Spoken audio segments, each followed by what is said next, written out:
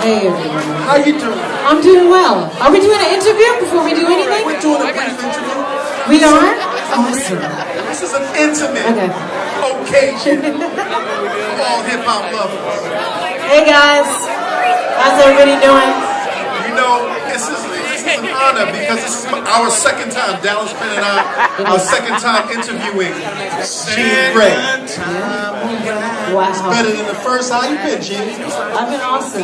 Really, really busy, and technology hates me today, but I've been great. Why does technology hate you? I don't know. Does anyone know if Mercury is in retrograde? I don't know if y'all into that shit. Mercury be fucking shit up. Sometimes your computer just stops fucking doing shit for you at all. So that's how it's been. The computer was on its period today? It said, no, I feel a way about that. Okay, my bad, my bad. It was just being an asshole. Okay, I mean, does the computer have to be on his period? Can't the computer be on her period?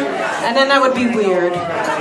That'd be weird. So, Gene, what are we going to talk about? Computers, whatever you want to ask me. Well, how you been first and foremost? In and out.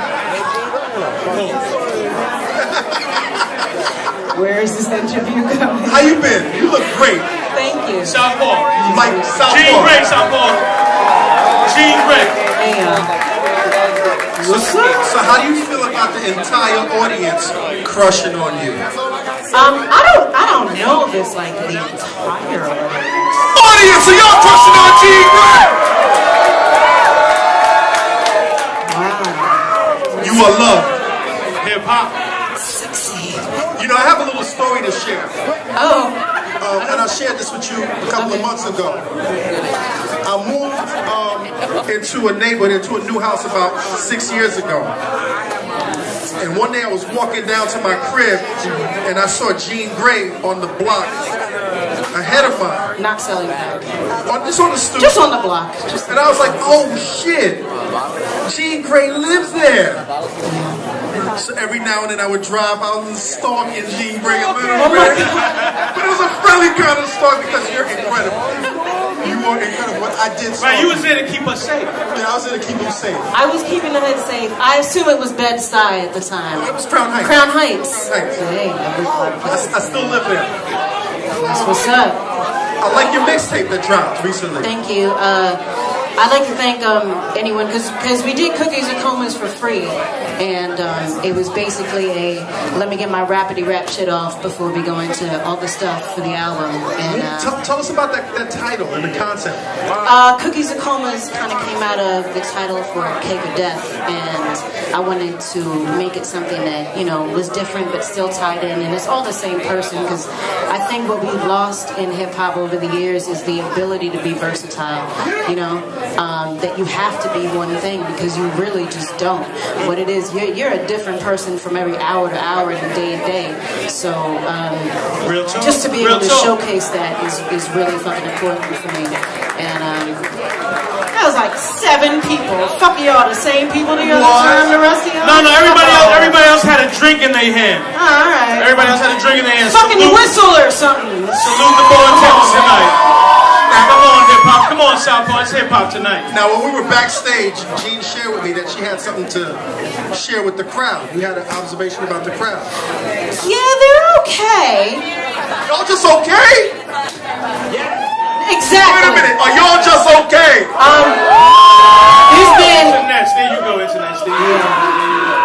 I've performed at Southpaw a lot over the years, so thank you guys for that so much, and so much for having, you know, new talent and great unappreciated, kind of what I call the underdog talent, and showcasing it. It's been awesome.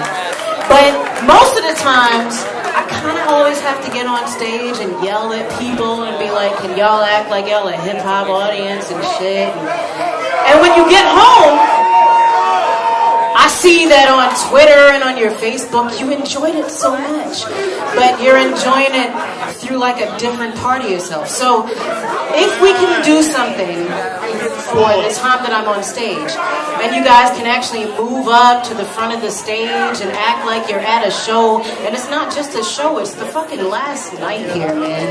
Like, y'all had Artifacts on earlier. That was awesome. I know. New York is a bit spoiled because New York says, oh, man, fuck fuck that. I'm from. I'll go somewhere I grew up else. in New York, but stop acting like y'all the ultimate shit. You heard that. You heard that, right? If we the ultimate shit, then be the ultimate shit. This is where hip hop came from. So let's act like we what hip hop is.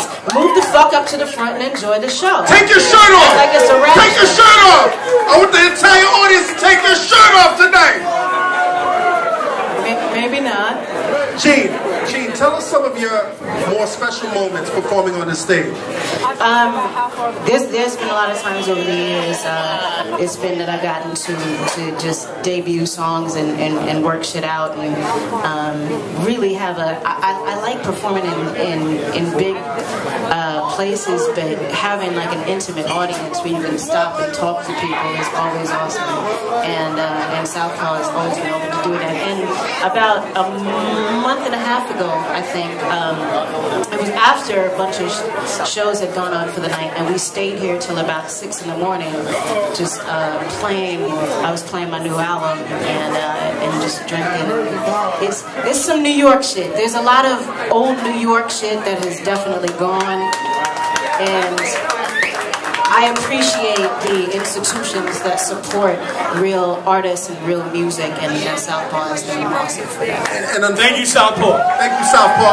Unfortunately, thank you, Chino, for coming in here too and keeping that movement moving.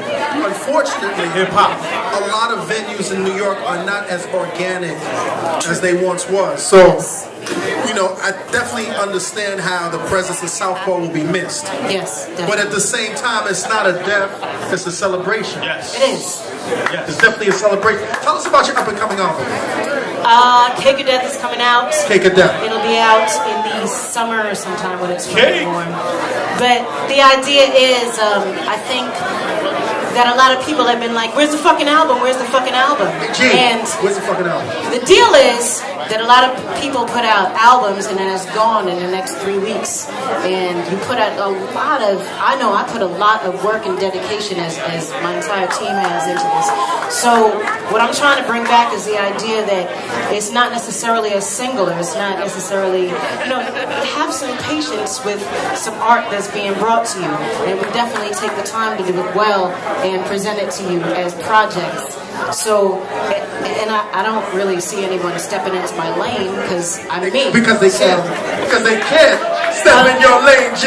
And when you're people who make timeless music, I don't think you have to rush. I don't think you have to put out 28,000 mixtapes and 28,000 albums and do that. I think, you know, focus your energy and focus your projects into doing something real solid and make it good for the people. So when I say patience, the shit is coming, chill the fuck out. It's coming and it's going to be awesome. And also, that's what he said. So is there a particular narrative that we can expect from Cake or Death? The narrative is do better and evolve and learn from your past experiences, and not necessarily being like, if I could go back I would do it again differently, but you know, if you could go back, realize that maybe it could be the same. Just you gotta grow and do better as a person in general, and as you getting older, if you're not getting wiser, just, you know, lay it down. Because you are fucking up. Fucking up. You know, one of the things that I really appreciate about you is over time, Jean Grae has been many different Jean Graes. Like the rising phoenix based on the origin of your name.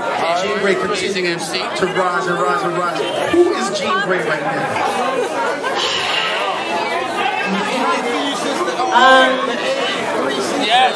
God said a bad bitch. Still learning, and I think, you know, if there's ever any morning where you wake up and you're like, I'm done learning, and you're again fucking up. You're never done. You're never done learning. You're never done being better, and you're never done learning. I'm in the process of getting better every morning that I wake up and every hour of the day. And if I'm the same person in 6 months now that I, you know, from right now, then I'm fucking up. Then I haven't done something right.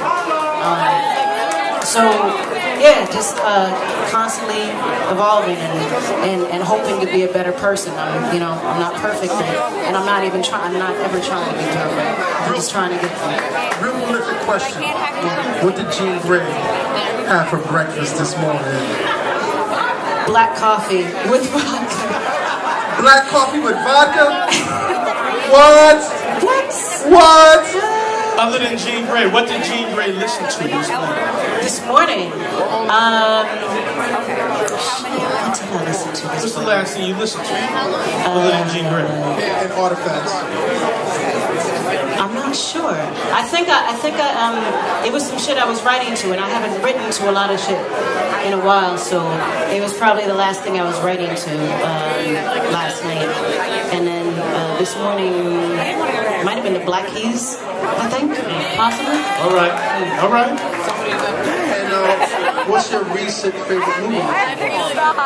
Recently. I saw a movie, I watch a lot of shit. It's called You Instead. It's a real indie movie, and it's about these, we do a lot of festivals all over the world, and my joke is that I think they plan festivals around rain dates, because there's just always rain, and everyone's just always the mud people. So it's a story about these two indie rockers who didn't know each other, and this dude walks up and he handcuffs them to each other. So they go through the next 2 days of their performances handcuffed to each other. So, Okay. I think at this moment the audience is tired of. They're like, shut the fuck up and rap! Of me in Dallas, and they want to see you perform. Gene, Yeah. it's such an honor to welcome you to the stage. Thank you! Southpaw, without any further ado, Hey. Gene